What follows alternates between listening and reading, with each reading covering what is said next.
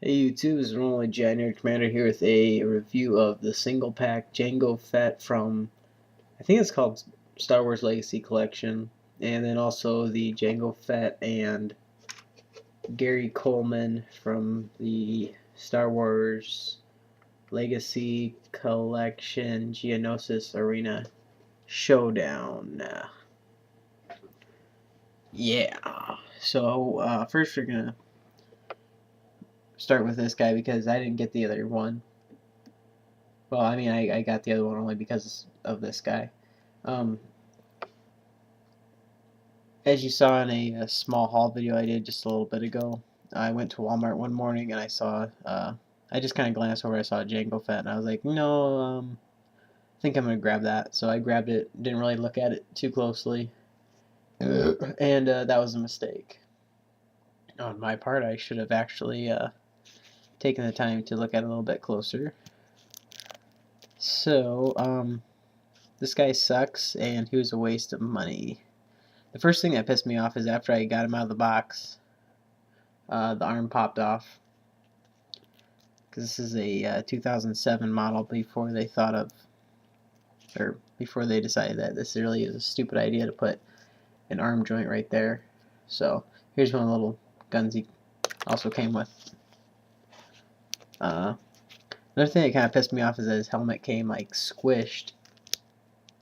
Yeah. I don't know how well you can really tell, but it came squished in the plastic itself, which really pissed me off. But all that aside, I still would have been happy with it, except for that I didn't really notice until I got it out of the package that he doesn't have his he doesn't have anything on his wrists or his hands. So basically, it's just Jango Fett in a poncho and puffy shirt. So we'll take off the head right there, and since this hand already comes off, let's take that off and slide this poncho, which at first I thought was cool, but now I'm just like, oh god, why did I get that? So it is kind of neat. I always like when they would include something like this. So, but like I said, it's only kind of neat. So then you have these guys' armor there, which is also removable.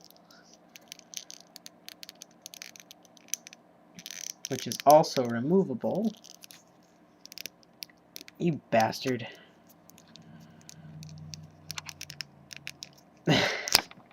Okay, it just went flying across the room. Excellent.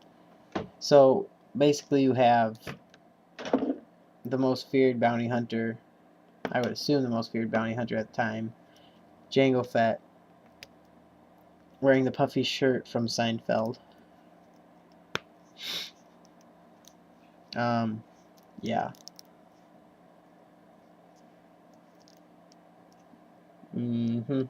So anyway, after that fiasco, I was a little upset by it. I was a little upset. There he is with the helmet on. The helmet also doesn't go past the chin, which I also really didn't like too much. So, yeah.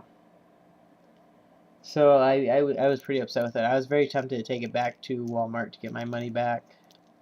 The only thing I did like about this figure is the knee and ankle guards. I think look pretty cool. That's about it. So, yeah. So the next day I went to Target and I saw this 2-pack. Here's the box with the cool diorama in the back that you can set up if you buy all of them. I think they had all of them there, but I wasn't going to waste my money on all of them, and I only wanted one figure. So, only 12 bucks though, which really wasn't that bad.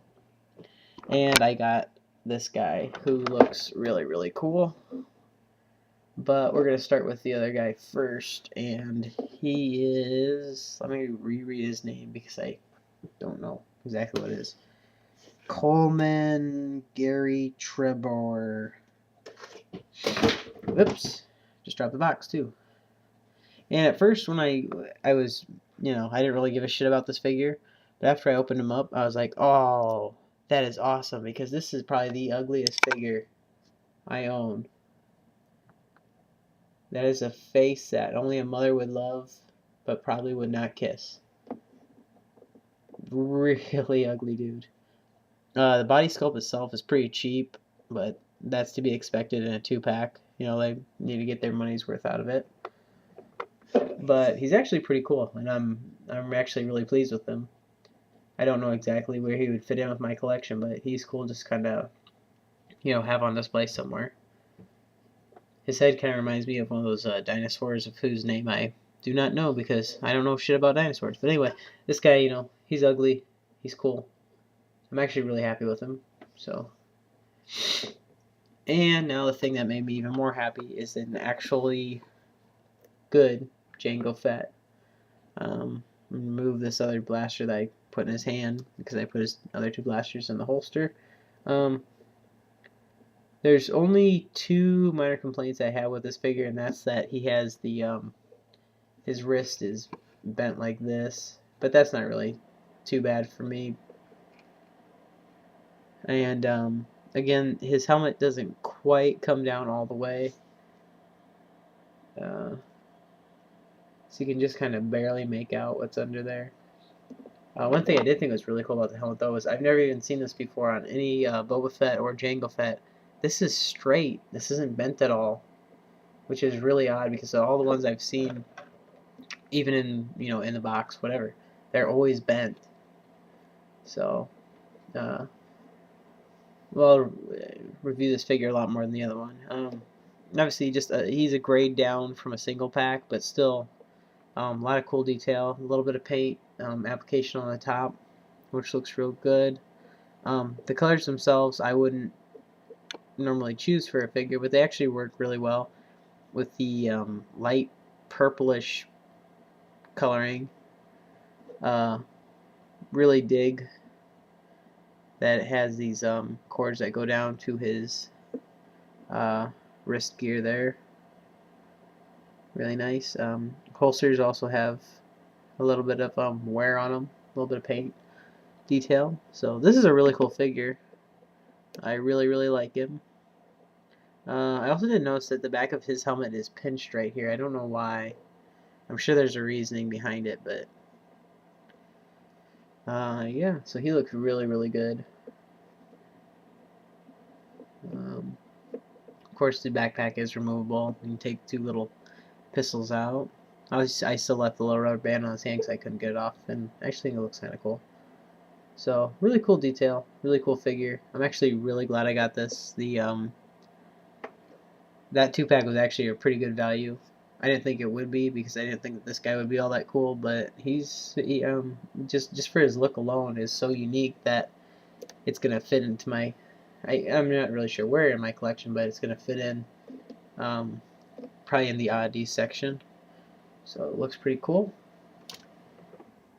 All right, and avoid this figure at all costs. The one with the poncho. This is a waste of money, unless you need spare parts for any other ones. Maybe you need a spare helmet, or you won't, want to do some customizing.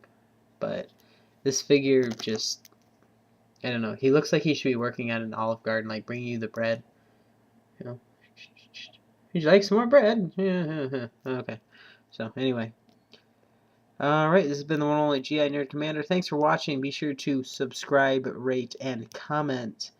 And if you're wondering why there's not as many G.I. Joe reviews as of late, it is only because I can't find any that I don't already have or that I would want.